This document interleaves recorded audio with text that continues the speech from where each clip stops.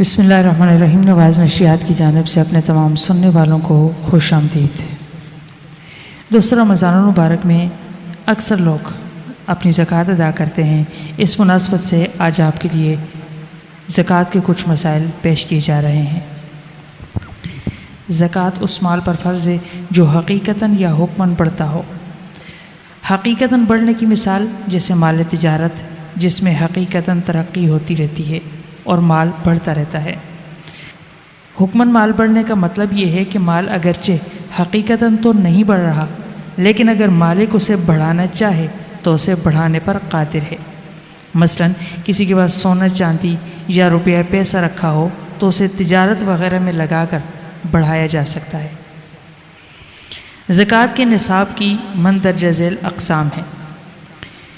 Number 1، کسی کے پاس 52.5 تولہ چاندی یا 7.5 تولہ سونے کے بقدر صرف نقدی ہو۔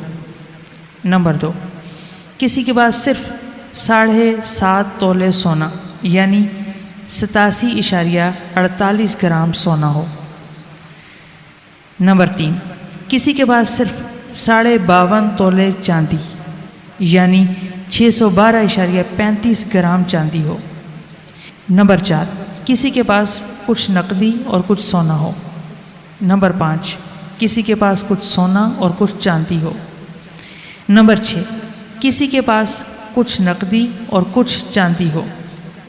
نمبر 7، کسی کے پاس کچھ سونا، کچھ چاندی اور کچھ نقدی ہو۔ آخری 4 صورتیں جو آپ کے سامنے ذکر کی گئی ہیں، یعنی کسی کے پاس کچھ نقدی کچھ سونا ہو، یا کچھ سونا کچھ چاندی ہو، یا کچھ نقدی کچھ چاندی ہو، یا کچھ سونا کچھ چاندی اور کچھ نقدی ہو، ان 4 صورتوں میں مجموعے کی قیمت کا حساب لگایا جائے گا۔ اگر رقم 52.5 تولے چاندی کے برابر ہوئی تو زکوٰۃ ادا کرنی پڑے گی، ورنہ نہیں۔ نابالغ بچے پر زکوٰۃ فرض نہیں۔ اگر کسی کے پاس 3-4 تولے سونا ہو اور اس کے ساتھ معمولی رقم یعنی 10-15 روپے بھی زائد ہوں تو اس پر زکوٰۃ واجب ہوگی، کیونکہ اس معمولی رقم کو اگر سونے کے ساتھ ملایا جائے تو 52.5 تولے چاندی کی قیمت سے زائد کی مالیت بنتی ہے۔ سونے اور چاندی میں مطلقاً زکوٰۃ واجب ہے، چاہے وہ سکوں کی صورت میں ہوں یا کچی دھات کی صورت میں ہوں یا زیور اور برتن کی صورت میں ہوں۔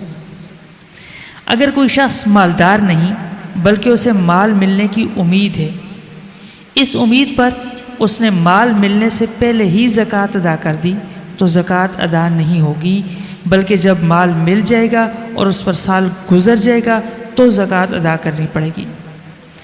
زکوٰۃ کی ساری رقم ایک ہی فقیر کو دیں یا کئی فقیروں کو دیں، اسی طرح ایک ہی دن زکوٰۃ کی رقم دیں یا تھوڑی تھوڑی کر کے کئی مہینوں میں دیں، ہر طرح درست ہے۔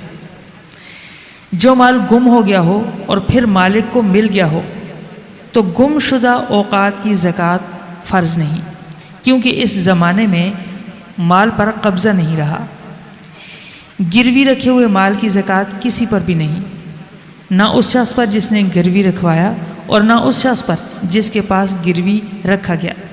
البتہ جب گروی رکھوانے والا آدمی اپنا مال چھڑا کر اپنے قبضے میں لے لے گا تو رہن کے زمانے کی زکوٰۃ ادا کرنی پڑے گی۔